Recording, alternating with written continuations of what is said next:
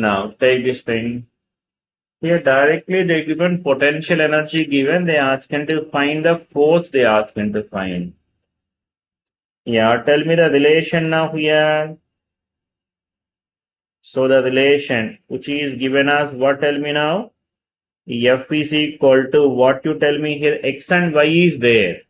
That's why we should write as what, tell me now, du by dx into I cap minus du by dy into j cap. There is no z now, that's why no need to write the z.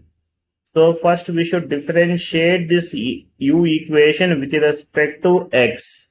Tell me now, this is minus of x, only x, y value constant.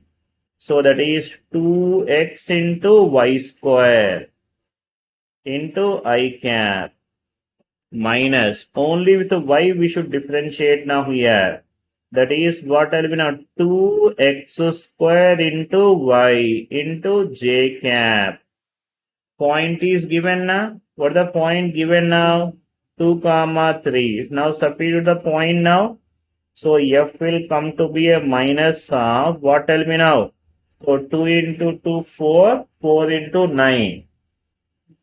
So this is 36 into I cap minus, so this value 2 square 4, 8, 8 into 3 na.